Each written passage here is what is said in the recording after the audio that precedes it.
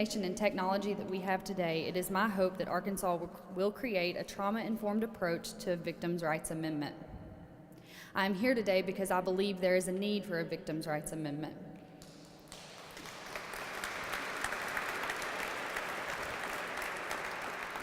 According to statistics, many of you here today have had this happen to you, or you know someone who personally has. On behalf of all victims of sexual abuse, I urge our state to consider creating a constitutional amendment for victims' rights. Sexual abuse is one of the many issues that our community, state, and nation face today. I believe we can make a difference by breaking our silence, believing in and supporting this amendment, and trusting our God. I ask for your consideration and support for this amendment so that other victims will not have to face what I and so many have to face. I wholeheartedly believe that we can break the silence. Victims can receive their rights, be protected, and encouraged to know that we are survivors. We are overcomers. Thank you, and God bless.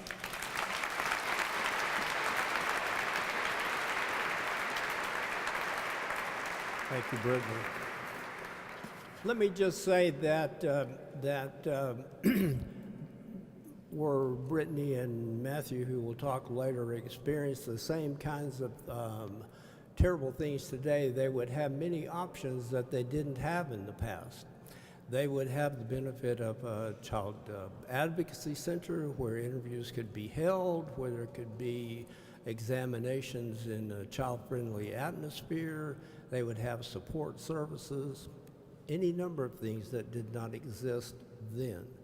We also have a dedicated unit with the Arkansas State Police, the Crimes Against Children Division, that serve as an investigative arm for all reports of child abuse, of child sexual abuse particularly.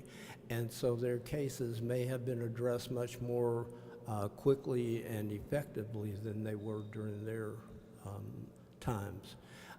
Finally, we have upwards of 70 multidisciplinary teams in the state that serve as a case management arm related to child abuse, particularly child sexual abuse, who then can look at the merits of the case, look at additional levels of evidence, look at necessary supports that are available. And so, as has been mentioned earlier, victims now have opportunities that they didn't have in the past. And there are still a number of opportunities that need to be expanded and afforded to them before we're able to serve them in a way that best reflects the nature of the people of Arkansas. Our next presenter is Matt Smith, and many of you know Matt. He and his brother, Mark, who is a physician here in Arkansas, courageously spearheaded an effort to change Arkansas law to eliminate the statute of limitation on prosecution of child sex offenders. When you think about that, it's hard to imagine that we actually had a law that said you only have 5 years to do that, and past that, you can't do anything. This extraordinary legislative effort removed an obstacle to prosecution of those who abuse children and makes the legal landscape more victim-friendly for future generations of Arkansas. In recognition of those efforts, Matthew and his brother Mark were honored with the prestigious Ronald Reagan Public Policy Award from the National Victims of Crime Office. Please help me welcome and recognize Matthew Smith.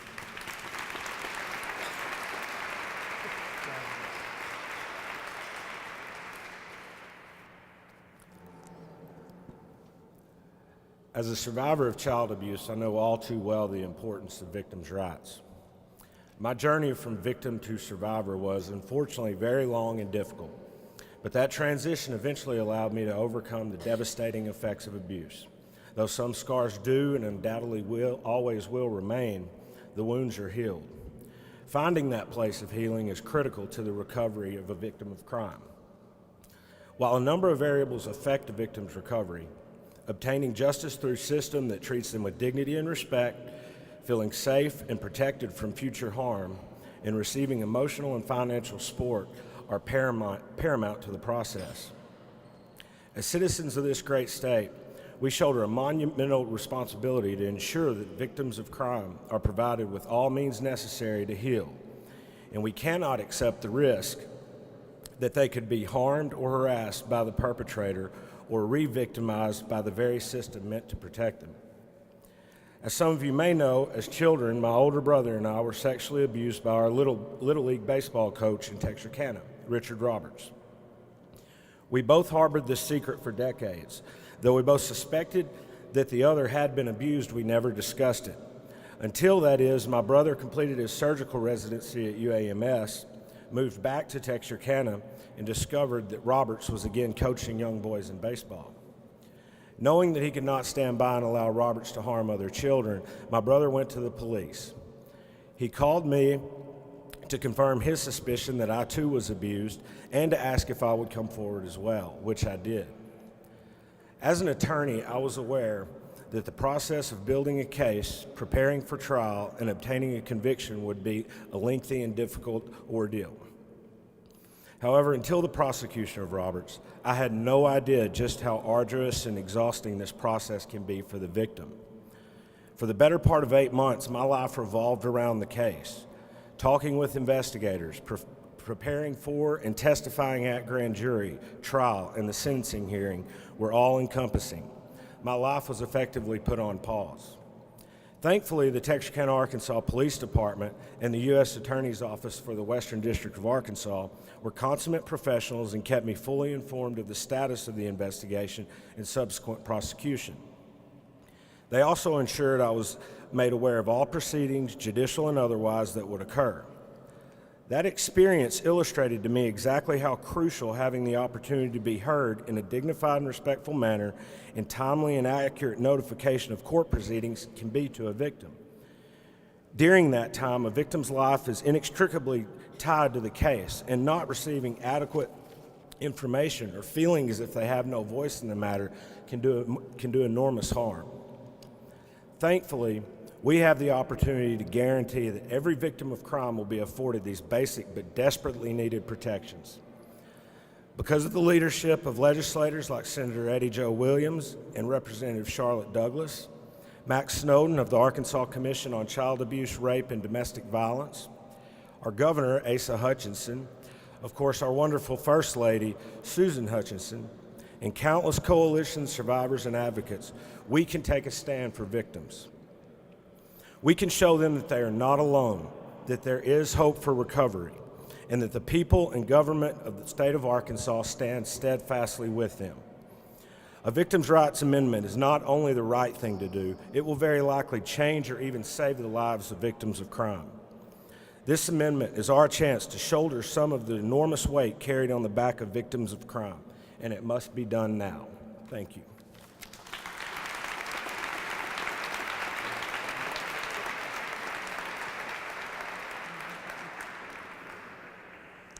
We've heard from 5 amazing spokespersons, and you see that their stories are all different, and their needs were different, and how their needs were met were all different.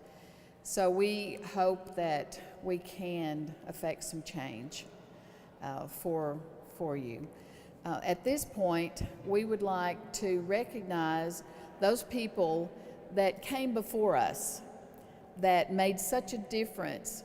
We're actually standing on the shoulders of those people who, a couple of decades ago, started this fight.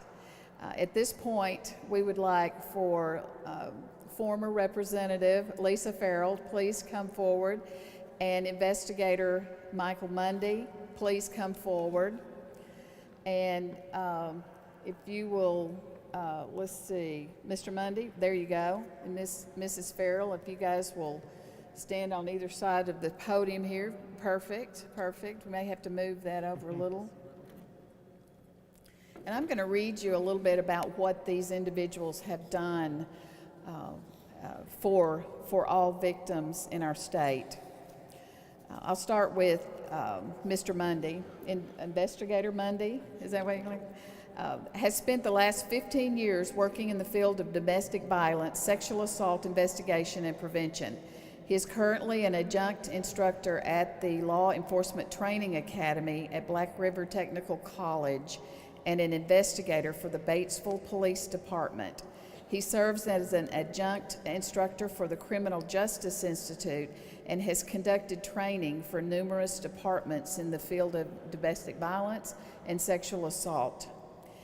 In January of 2001, he was promoted to sergeant of the newly formed domestic violence unit in Independence County.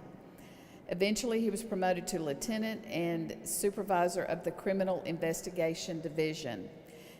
Investigator Mundy has conducted criminal investigations ranging from verbal arguments to homicides. He is a designated expert witness in the field of domestic violence.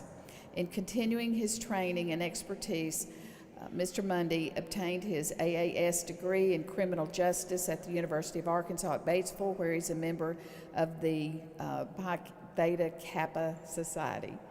He has served on the board of the Arkansas Coalition Against Domestic Violence, the Arkansas Crisis Negotiators Association, and Family Violence Prevention Incorporated of Independence County. Investigator Mundy is a former Officer of the Year and recipient of the Helping Hands Award from Family Violence Prevention. Please give him a hand for all the work that he's done.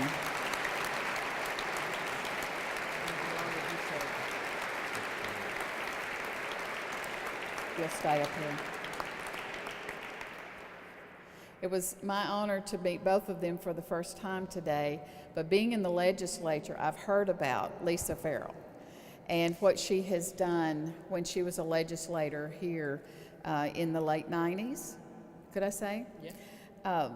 Mrs. Farrell is a former legislator who represented parts of Little Rock from 1994 to 2000 when she was term limited. She was chair of the Commission on Child Abuse, Rape, Domestic Violence from 96 to 2000. She preceded Max Snowden at his current post.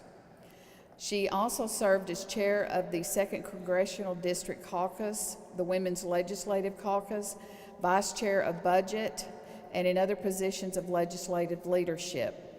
She authored and sponsored many bills, including the first major comprehensive Victims' Rights Act, as well as created the VINE system and ensured its funding.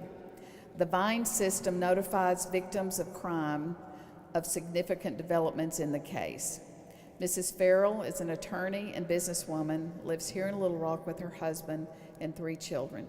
Please give her a hand for what she has done for Arkansas victims. Thank you. Thank you. Thank you. We appreciate their work. Thank you very much. Thank you. Thank you. And that concludes our program. I don't think I introduced myself. I'm Charlotte Douglas. I'm a representative here. I get to work in this great capital. Before you leave, please make a round around to the victims' silhouettes that tell stories of victims that died here in Arkansas in the last year to year and a half. It will be very impressionable for you to do that. Also, pay a visit to the Wade Knox table in the back. We have our Laura's cards there that is a victim's rights card that we passed in the last legislative session. And I'd like to recognize Laura. Where are you? She's back there in the striped vest. Yes. Yeah. Most of you that are here today because you heard from Laura. And she is a tireless victim that has turned her life into a victorious stand for victims' rights. She's one of the Lauras that we named the Laura's card after. And so pay special attention to the Attorney General's office who have printed all these cards and have taken up that cause for us. and those cards are back there on the Wade Knox table. We appreciate the First Lady was going to speak today with us, but she just could not squeeze it into her schedule. She is a tireless advocate for children's welfare issues. So we appreciate her wanting to be involved, but she could not make it. I'm going to let Senator Williams say a closing remark, and then we have a closing prayer that we would like from Mr. Benny Johnson. Let's see, where is he? Okay, that's what I thought, and you were like not waving back at me, so. Okay, Senator Williams and then Reverend Johnson. Again, thank you to everyone who came today. It is heartwarming to know that a person is not by themselves when they're a victim, that there are people who care.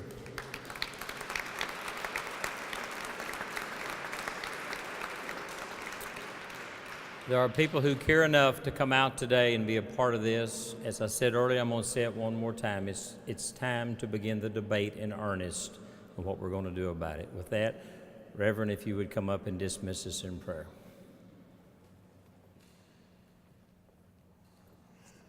May we all stand. Before I do the closing prayer, I want to sing a verse of Amazing Grace. Y'all help me sing that? Amazing grace, how sweet the sound that saved a wretch like me. I was lost, but now I found, was blind, but now I see. Through many days, just toil and snare,